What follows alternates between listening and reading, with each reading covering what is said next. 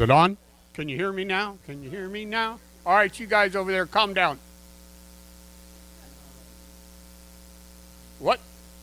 Is this a segregation or what? Are you guys segregated or what? You don't like us or what?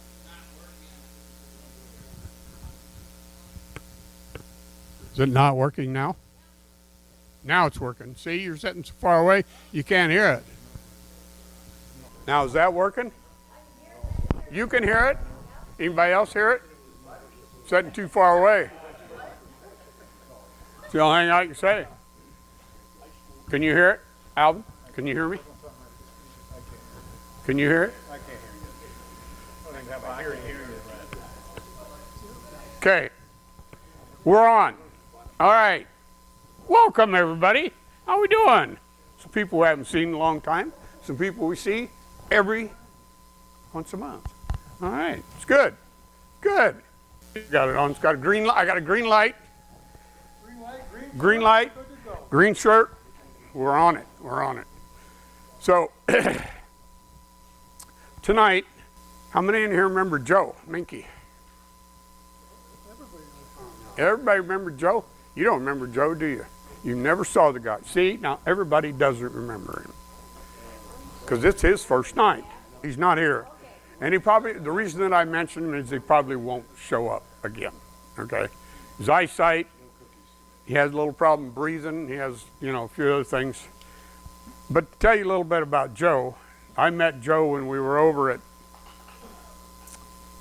that lumber company, Advantage Lumber Company. Yeah, he was president doing the thing over there. And he reeled me in and suckered me into this, whatever you want to call it. Anyhow, so he's just retiring. And every time we have a speaker, up until this last 3 or 4 months, he's the one that's been involved in getting the speakers and finding the speakers, and he does a lot. He does a lot. And you no. Yes, no. There you are. John helps once in a while. Yes, we got a couple of them. So he's done a lot for the club, and I just wanted to mention him tonight. Now I got to mention somebody else, and everybody read the email. And I really didn't know Larry before he came into this shop, but I got to know Larry. Larry stepped up, he does all this kind of stuff. And when we first started in this shop, we needed a place to put the lights because they thought there was too much sawdust. So Larry builds that box over there and brings that box in, and we got a place to put the lights so the lights don't get sawdust and all that kind of stuff. Then we needed a place to put all the microphones and all the rest of the stuff, and he builds another box and brings that in. So, and then he loves cameras. He's on the wrong end of it though, see. But he's done a great job, 12 years, right? He's done a good job. So we want to thank Larry tonight for he's going into retirement. Okay? Not necessarily from the club, just from doing all the computer work. So we want to thank Larry for all the work. Yeah.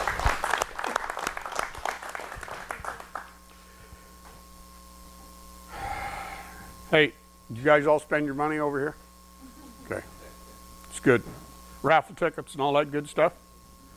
Well, we got Joe back, and he's going to tell us a lot of good stuff tonight. I had an opportunity to talk to him, and he's talking to me about chicken eggs and goose eggs and all kinds of eggs that he's doing over here. So he had one board. I got to do this because I know he won't. I finished this board. He finished this board. Okay? Not that I did a bad job. His is smooth. You can't tell there's any grain in the wood. Mine, you can feel the grain in the wood. And and a real good finish, I don't care for that. So this, he's got to show me how to do this. Because there's some other woods that's got this real tight, coarse grain in it. That, yeah. So, sir, you're up.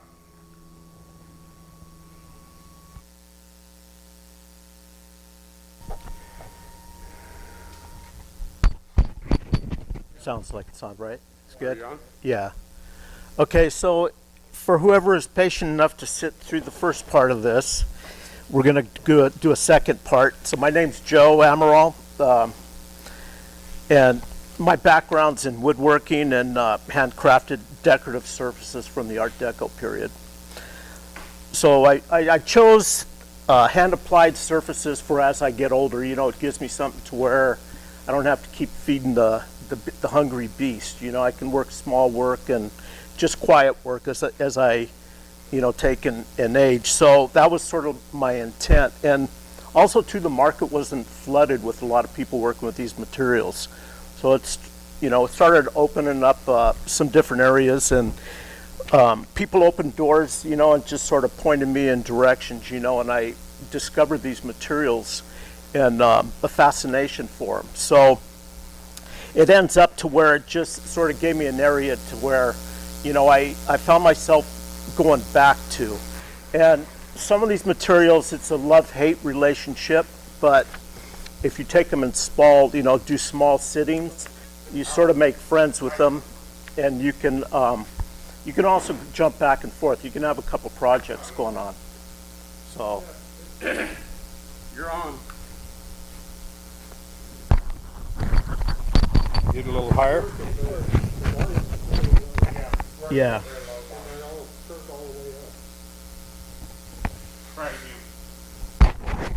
Is that better? Yeah? No? Okay. So anyhow, that's sort of where it led me to.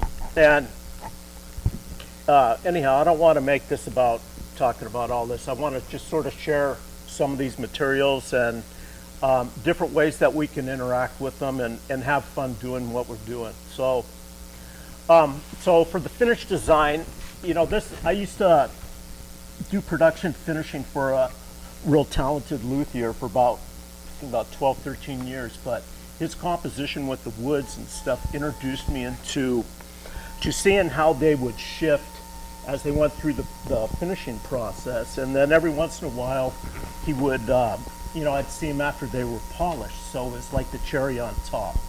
But what it did is each one had their own problems.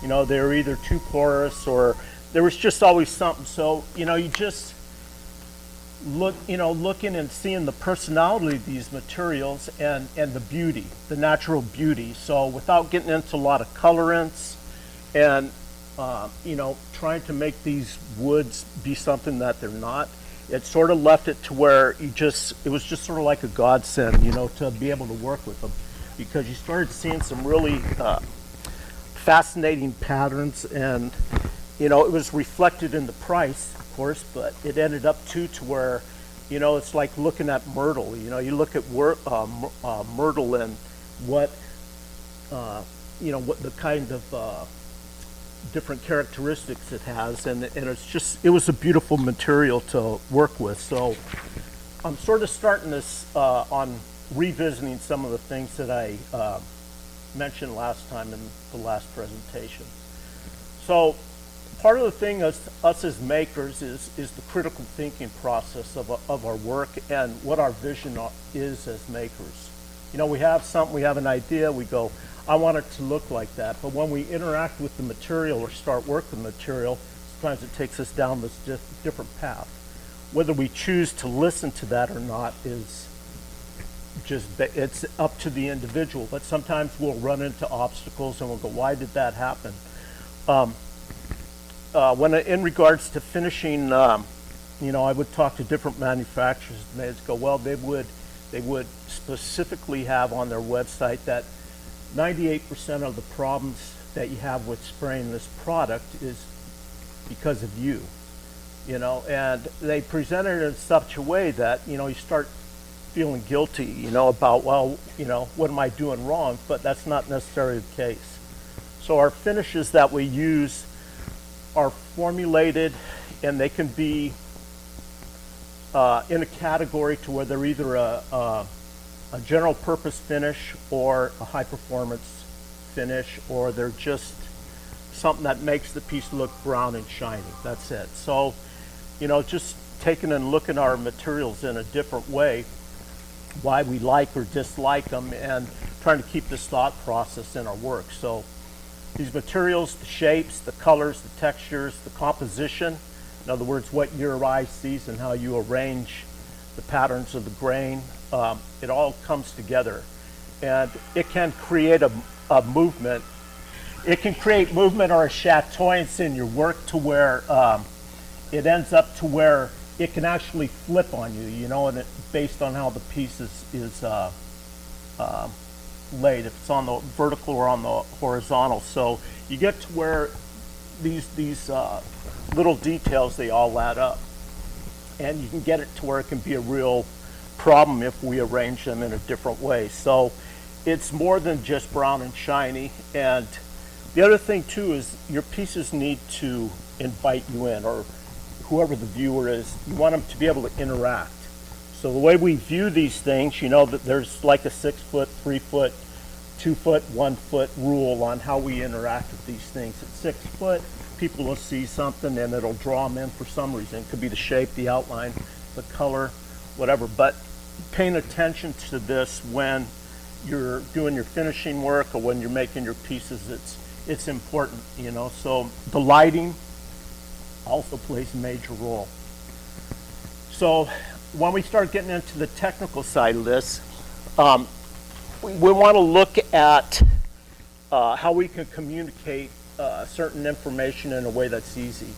So we can look at sheen and how we communicate that. If you go to a product data sheet or a technical data sheet, sometimes they'll go, well, you know, that's a dead flat sheen. Well, you know, sometimes they only have that don't tell us much. It's just, you know, words. So if we can do or attach a number to that, what it does is allows us to communicate it numerically and repeat it if we like certain sheens.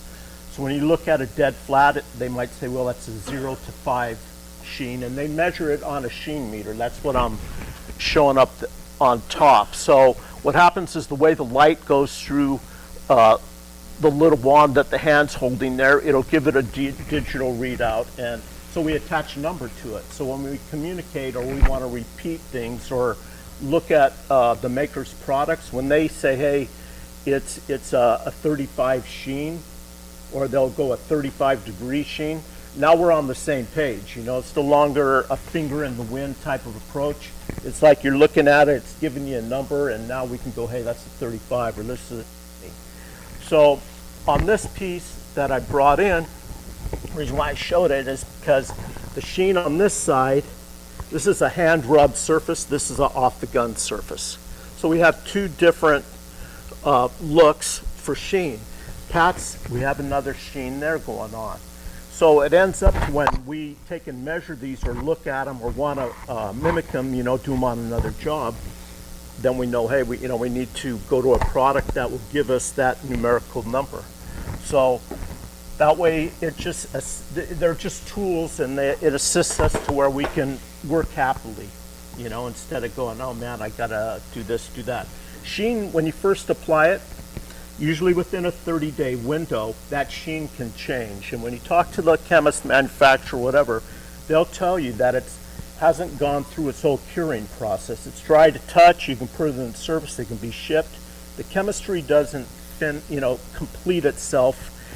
They say 30 days, but for a general umbrella, it can be 6 months to a year. You can see a shift if you revisit your samples in your library, and they'll do different things. So what's our product data sheet? When you go in, buy your product, you can, say you buy Minwax, you want to know what it is. You can go into their website, get their product data sheet, it gives all the specs. So you sort of get a general idea on what you're dealing with for dry time, stuff like that.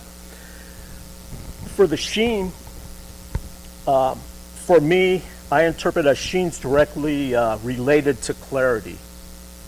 Okay, so our clarity can change if they have flattening agents suspended in the coating, or we can do it mechanically. If you do it mechanically, that means you hand rubbed it. It can be as simple as taking a paper towel, which is wood for the most part, or they used to be, but it'll take and burnish that surface. It can change the sheen. that means how the light goes through that coating. So it's it ends up to where you start seeing how these different things will alter the clarity of this finish. So what complements the wood the best? What's going to make that wood, people go, well, I like this sheen. And sometimes it's high gloss, but high gloss will give you a true read. Okay, if you go to dead flat, it's blocked. So you'll see it on certain woods, it doesn't complement it. So we have to keep that in mind too, and if it's a light wood or a dark wood or something in the middle, what's going to give us the best look on this wood? And that's where samples come in and help you, and understanding this sort of gives you some direction. So another thing too is, how do you like the surface to feel? So some of these different materials, so this is Asian lacquer, Japanese lacquer, or Urushi lacquer. It's a natural resin. It has an insulating quality about it. So it feels sort of like a baby's butt. It's real soft, and it has a little bit of warmth to it. There's an insulating factor. You can go into some of these other ones and they feel cold. There's a different feel. So how we interact with these and what we notice about these, you can just sort of look a little bit deeper into these details. And do you want them soft? Do you want them rough? Do you want them cold? Do you want them warm? And it all makes a difference as based on what the piece is. So this is a woodworking group, but if we were a boat building group, then the rules change. If you're into musical instruments, it'll be similar, but it has its own set of rules. So furniture, cabinetry, architectural millwork, it's wherever you fit in. We all have different guidelines, different products that we use. So this category that I'm talking about, I'm putting it in its own because it has to do with surface decoration and something very specific. So it ends up helping us to understand, hey, when we pick these products, why are we picking them? So the next thing on here is dry mill thickness. Again, back to that number. We don't have to have these instruments, but knowing that they're out there and they exist, it just sort of opens up this other part of the world that we go, hey, I don't want to spend $3,000 on this dry mill thickness gauge, but if you do a closed poured finish with nitrocellulose lacquer, it might be a good idea that you have one. But these gauges, they use, they're like an sort of like doing an ultrasound on the coating. And 1 mil is equivalent to 1/1000th of an inch, or 25.4. When I was finishing a lot of these guitars, I had my own shop. The luthier had his own shop. And he was an old timer. He'd been around, been doing this for like 50 years. Very talented, very detail oriented, but we had to communicate exactly what he wanted and how we could get there.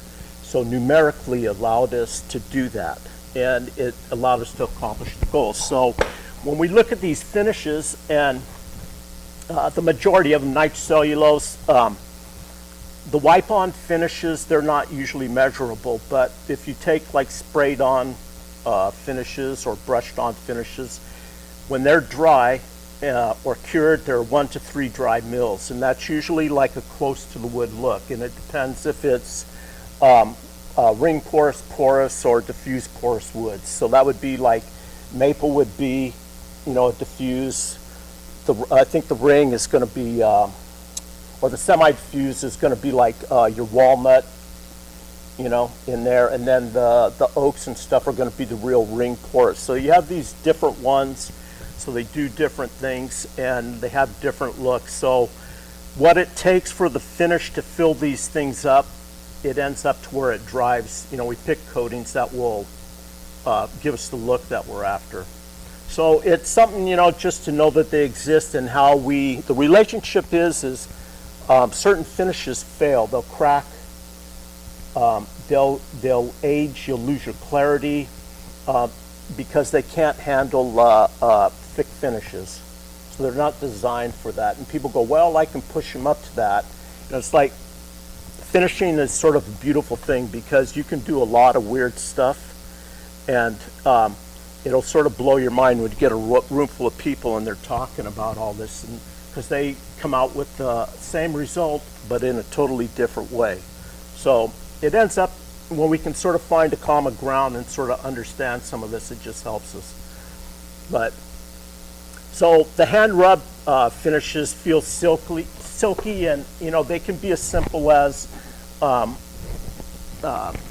taking in. You can use like 1,000 grit, soften the surface, and you can rub it out with a good paper towel, and you can feel the surfaces and sort of get an idea on where you want it, or you can leave them as an off-the-gun finish, and that's another choice that's totally acceptable, because it ends up to where you do nothing. It's just totally off the gun, excuse me, and it requires that you have almost like a sterile environment, to where it's dust-free, clean equipment, good strain materials. It can be more demanding the bigger a surface gets. But you can chemically manipulate the sheen for the visual that you want. And you can do that in different ways. A lot of the coatings now are shifting in such a way that you can't even pronounce the solvent blends that they got in there. They're like the alphabet, like superfragicalistic, it's that type of thing. And you just look at it and you just go, man, what is that? So it's getting more complex, because it used to just be, alcohols, ketones, aromatic hydrocarbons, but now it's like this whole other thing. So some of these, they're just issues, and we just try to navigate them as best we can, or choose a finish that we realize the trade-offs. It's not going to wear real well, but it complements the wood. It's simple for what you got, and it gets the job done, and that's okay. It's just however you want to design it. So when we look at what's acceptable quality, when you're showing stuff to people, you're under the microscope, and we don't want to sit there and come up with excuses for why we have this issue. We want to present it confidently and with clarity, and just say, hey, this is, I enjoyed the visual on this piece, and I did it because, for whatever reason. So we want to be able to get over these hurdles and make it to where, the quality's good. There's no defects in there. In other words, no runs. Those are sort of like the big ones, and no lint or dirt in the finish. We can get over those hurdles, but it just takes more time. So this is a sinker redwood top. Usually redwood's red, but this came out of the ocean. It was an old log, and it was just all black. Part of the problem, he goes, well, I want a satin finish on it, but what happens, and he wanted a sprayed, durable 2-part finish, and it needed to be delivered. So the problem is you got to be able to spray it out. You got to have a sheen that's going to complement the wood, and you can't have stripes in it. Like if you're spraying it and you see your footprints all in it. So these dark colors like this, the bigger the size, the more demanding they get. So, that clouding or fan pattern, sometimes if you go, well, I'm going to go to a semi-gloss, then it ends up to where it'll work well with the wood, and it'll age well. So when it gets used, the little bit higher gloss, you don't get a lot of shiny spots where people's arms used to be, and or where they're handling it, if it's a door or whatever. So you got to keep that in mind, because they can age really to the point to where you just go, man, you revisit them and you go, that's not what I intended. So I brought in some other samples. These are like the decorative ones that I'm going to talk a little bit about them. The eggshell, shagreen, straw, and urushi lacquer. So this is the eggshell. This is an ostrich and an emu, and there's different looks to it. This is the emu just left naturally. So, and it has a finish on it. So I sprayed a finish that would retain the color and give me the look that I'm after on it. But it introduces texture, a little bit of sheen, and a little bit of color. So it ends up on some of these. There's a lot of little samples in here, and I keep them all in here, so I got an idea of you know, how different things work. So there's some on straw, and it goes all the way down. I'll hand some of these out, some of them on the Stingray. And then I brought this oddball, which is like this extreme crackle. There's a weird story behind it, but I did this like 20 years ago, and I wanted to see how far I could push crackle lacquer without it exploding. But we were doing metallics in it with a purple, so it was sort of like this other different approach. And the guy that I was taking the class from, he was like, like Dr. Frankenstein, where the monster comes alive and, he yells, it's alive. Well, this here, we sprayed this out and then we came back like 20 minutes later, and it just sort of grew into this fascinating crackle. But that's one extreme, and then this one here is a smaller one, and that one's in combination with an eggshell. So I'm going to talk about these just a little bit. So this one's out of duck eggs, but it ends up to where, for this case, this is what I wanted to use. So the eggshells that I usually use are like ostrich, emu, chicken, duck, and quail. But the thicknesses are different. So if you mic them out, there's different thicknesses. So if you need something to lay really close to the surface, like on this base here, I needed something that was really close. There's mother of pearl in here, 2 little chips of mother of pearl, but I didn't want, I couldn't do like a really high build. So you end for speed, because certain ones you can cover a lot of territory really fast. And also some of them were porous, so what happens is stuff will bleed through them, where other ones are, they're all sort of different. So this one here was pan fried. That's where you see some of that that grayish brown, but with the red. Anyhow, it's with the ruchy lacquer. So in France, eggshells known as coquille d'oeuf, and in Japanese lacquer work, it's known as rankaku. So they were used mainly in Urushi lacquer work or Japanese lacquer work because they couldn't get the color white. And they eat eggs, so I mean it's right there, at their disposal. So they incorporated it into their lacquer work, and it ends up to where it provides shadings, contrasts, and textures. So it's documented. Giorgio Vasari documented eggshell being used in mosaics in Italy as early as the 16th century. That's when he documented it, but the mosaics were in Italy in the 13th century. So people using what was at their disposal, in their work, it was really common. And eggshell was revived in the Parisian lacquer work by Jean Dunan. And anyhow, there's a big history on it. So these are some of the eggs. So this is a video. Let me see if I can get it to go. Maybe you guys can get an idea.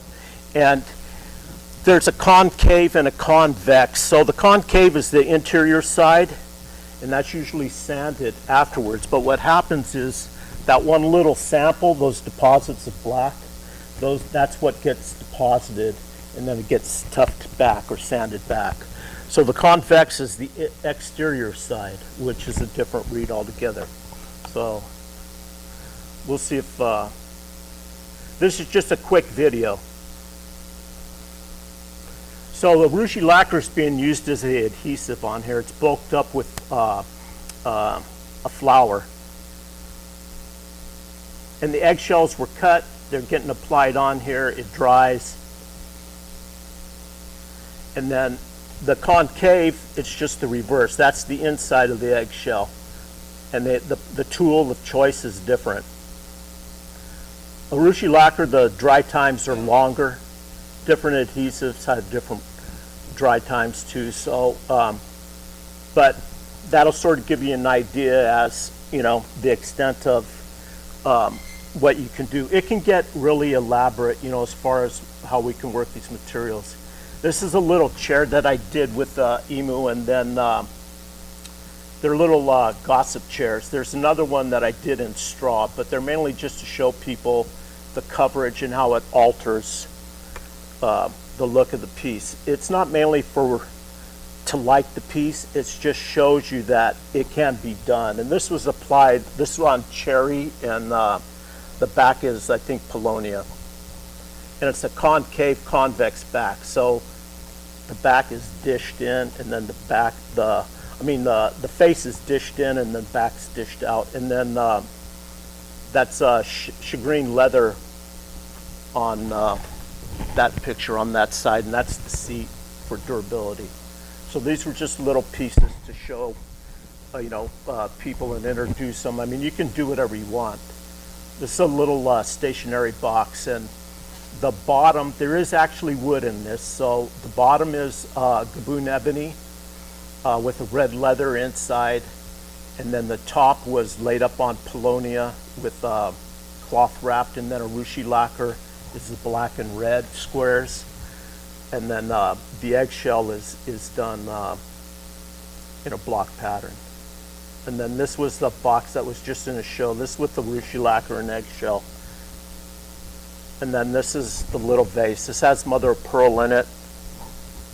And this is just with random patterns, but it was influenced by the dandelion fluff. And there's a whole story behind those and the symbolism behind that. So this is a vase this vase about this tall. It's the Urushi lacquer and eggshell, but it's positive negative space. The black on here is influenced by the Easter Island statues, in a tribute to the ancestors. And so anyhow, but the pattern and everything and the way this unfolded, it took a while to do, but it created a different contrast with the eggshell. How do you glue that eggshell down? Traditionally is with Asian with lacquer. It was traditionally done with Asian lacquer. So, but you can use modern adhesives. So you can use white glues, it's just, yeah, this is a little side table. It's, anyhow, that's white eggshell with holly on the side. And then this is a serving tray. This is with Wenge is the wood. And now the Wenge was finished with the Urushi lacquer, so the Wenge retained its nice dark color. And then this is a block pattern and with the eggshell, and that's Urushi on the top, sanded back. So some of these you sort of get some different ideas on how these materials can be used and stuff. So it sort of, like I said, for little decorations, using it in moderation, it's sort of, like I said, I get fascinated with it because of what it can do. So this was the sample that I did for that stationary box. So I did this first to get an idea on the level of difficulty and if it would give me my visual, because there was problems with the hardnesses on the black and the red, and it got weird. So this answered a lot of questions, and it gave me an idea on time. But on the original piece, I eliminated this red stripe. I don't know why, but for whatever reason. So this is a real common pattern. This is Urushi lacquer with eggs and eggshell on here. So you'll see this in a lot of different applications. You'll see it on vases. You'll see it on furniture. I mean, and it's just, they've pushed the boundaries on it to the point to where it's really interesting how people view these materials and what they've done. So we're going to get into straw marquetry. Straw marquetry is, that's the term on the market and stuff, but it's I was talking with Frank Straza. We were talking about whether this is actually straw parquetry, and because it's the way it's applied and set on top of the surface. So, you know, the semantics there, or the definitions of this stuff is, you know, and how we look at it traditionally, it's known as straw marquetry, and there's the French right now they're pushing the boundaries on this, but it's known for its colors, the texture, the shine, and the iridescent patterns. So it ends up to where it used to be known as poor man's gold, is what you'll see it as referenced historically. So it ends up to where you know, there's just different spins on it and stuff. So there's a lot of different ways we can use it in our work. And you can do pictorials too, like traditional marquetry. There's a guy he's in one of the other clubs, Raul. He does a lot of pictorials with it. I think he's over in Orlando. But it's a symbol for, straw is a symbol for fertility and the change of seasons, and harvest and regrow. So there's a symbolism behind it, and it ends up to where, you know, it just adds a little bit, another layer of meaning to our work. And there's 4 types of straw. There's barley, oat, rye, and wheat. And for the longer lengths, we use the French rye straw out of south of France. And some of it's still available in the States, but majority you got to order it somewhere else. So there's 17th century examples that are found in England, and it suggests it was developed in 16th century Flemish centers of luxury cabinet making. So, and again, it was popularized in the Art Deco period. So you'll see a lot of it in France, and it's still a really big following of it in use of this internationally. So this is an older slide. Here's some of the colors that are available. They're just dyed with in a